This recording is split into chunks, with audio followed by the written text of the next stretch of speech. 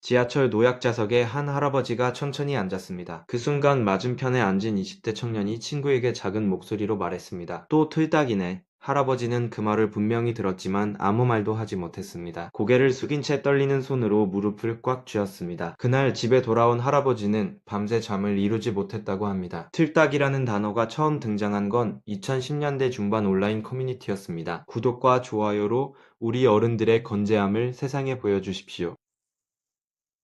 틀니를 딱딱거린다는 뜻에서 만들어진 이 말은 노인을 조롱하는 신조어입니다. 처음에는 일부 극단적인 커뮤니티에서만 쓰이던 이 표현이 이제는 일상 속으로 파고들었습니다. 유튜브 댓글, SNS, 심지어 지하철 안에서도 거리낌 없이 사용됩니다. 문제는 이 단어가 단순한 유행어가 아니라 한 세대 전체를 향한 혐오 표현이라는 점이다. 나이가 많다는 이유만으로 존재 자체가 부정당하는 시대가 온 것입니다. 서울 지하철 경로 우대 무임승차 제도는 1984년에 시작되었습니다. 당시 이 제도를 만든 이유는 단순했습니다. 나라를 위해 평생을 바친 어르신들에게 최소한의 예우를 하자는 취지였습니다. 그런데 40년이 지난 지금 이 제도는 세대 갈등의 뇌겐이 되어버렸습니다. 젊은 세대는 매년 수천억 원에 달하는 무임승차 적자를 왜 자신들이 부담해야 하느냐고 묻습니다. 어르신들은 평생 세금을 내고 이 나라의 인프라를 만든 사람이 바로 자신들이라고 항변합니다. 양쪽 모두 틀린 말을 하고 있지 않기 때문에 이 갈등은 쉽게 풀리지 않습니다. 73 세박모 씨는 매일 아침 지하철을 타고 종묘공원에 갑니다. 집에 혼자 있으면 하루 종일 아무 말도 하지 않게 되기 때문입니다. 아내는 5년 전에 먼저 세상을 떠났고 자녀들은 각자의 삶에 바쁩니다. 한 달에 한 번 전화가 오면 그나마 다행이라고 했습니다. 박 씨에게 지하철은 단순한 교통수단이 아니라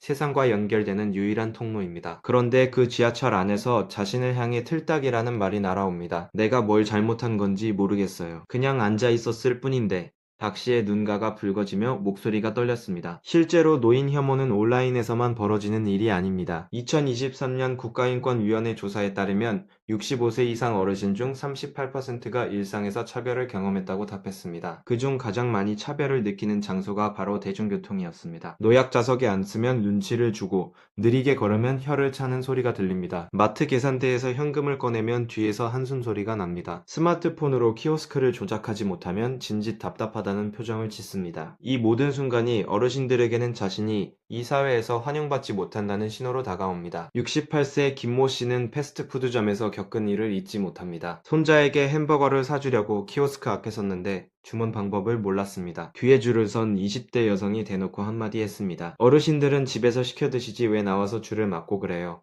김 씨는 그 자리에서 아무 말도 못하고 가게를 나왔습니다. 손자에게 햄버거를 사주겠다는 약속을 지키지 못한 게 가장 마음이 아팠다고 합니다. 그날 이후 김 씨는 혼자서는 외식을 하지 않습니다. 왜 이런 일이 벌어지게 된 걸까요? 세대 갈등의 뿌리를 들여다보면 단순히 예의 없는 젊은이들의 문제가 아닙니다. 대한민국의 청년 세대는 역사상 가장 치열한 경쟁 속에서 살고 있습니다. 대학을 나와도 취업이 안 되고 취업을 해도 집을 살 수 없습니다. 결혼은 사치가 되었고 출산은 상상조차 하기 어려운 일이 되었습니다. 이런 좌절감이 쌓이고 쌓여서 분노의 방향이 엉뚱한 곳으로 향하게 된 것입니다. 어르신들이 무임승차를 하고 노약자석을 차지하는 모습이 불공정하게 느껴지는 것입니다. 하지만 그 분노의 대상이 정말 맞는 건지 한 번쯤 생각해 볼 필요가 있습니다. 지금의 어르신들이 젊었을 때 대한민국은 세계 최빈국 중 하나였습니다. 보릿고개를 넘기며 하루 두 끼도 제대로 먹지 못하던 시절이 있었습니다. 그 세대가 맨손으로 공장을 짓고 도로를 깔고 다리를 놓았습니다. 중동의 사막에서 땀을 흘리며 번 돈을 고국으로 보냈습니다. 새벽부터 밤까지 일하면서도 자식들만큼은 배고프지 않게 하겠다고 이를 악물었습니다. 그렇게 만들어진 나라가 지금의 대한민국입니다. 지하철도 고속도로도 인터넷 인프라도 모두 그 세대의 땀 위에 세워진 것입니다. 그런데 그 나라에서 이제 그들은 틀딱이라 불리고 있습니다. 71세 이모 씨는 퇴직 후 경비원으로 일하고 있습니다. 국민연금은 한 달에 40만 원도 되지 않아서 생활이 불가능합니다. 새벽 5시에 출근해서 밤 11시에 퇴근하는 날도 있습니다. 그래도 불평하지 않는 이유는 일할 수 있다는 것 자체가 감사하기 때문입니다. 그런데 아파트 주민 중 한 명이 이 씨에게 이렇게 말했습니다. 경비 아저씨 나이가 많으니까 젊은 사람으로 바꿔야 하는 거 아니에요.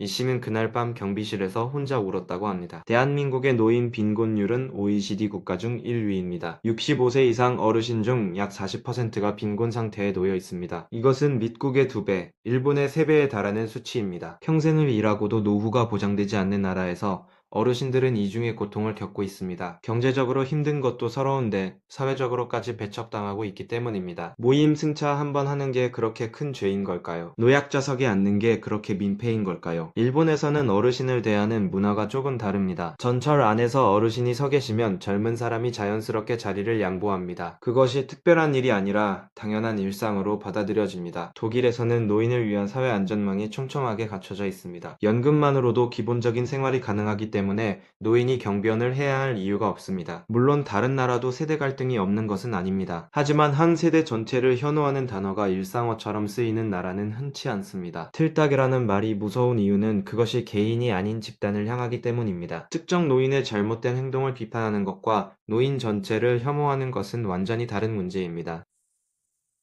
물론 지하철에서 큰 소리로 통화하거나 자리 다툼을 하는 어르신도 계십니다. 그런 행동은 나이와 관계없이 비판받아야 마땅합니다. 하지만 그 몇몇의 행동 때문에 수백만 어르신 전체를 틀딱이라 부르는 건 폭력입니다. 만약 여성 전체를 비하하는 단어가 일상에서 쓰인다면 사회가 가만히 있을까요? 장애인 전체를 조롱하는 말이 유행한다면 그냥 넘어갈 수 있을까요? 노인 혐오만 유독 가볍게 취급되는 현실이 이상한 것입니다. 심리학에서는 이런 현상을 하향 비교라고 설명합니다. 자신보다 약한 존재를 깎아내림으로써 상대적 우월감을 느끼려는 심리입니다. 경제적으로 힘들고 미래가 불안한 청년들이 자신보다 더 약한 존재인 노인을 공격하는 것입니다. 이것은 분노의 방향이 잘못된 전형적인 사례입니다. 청년들의 분노는 충분히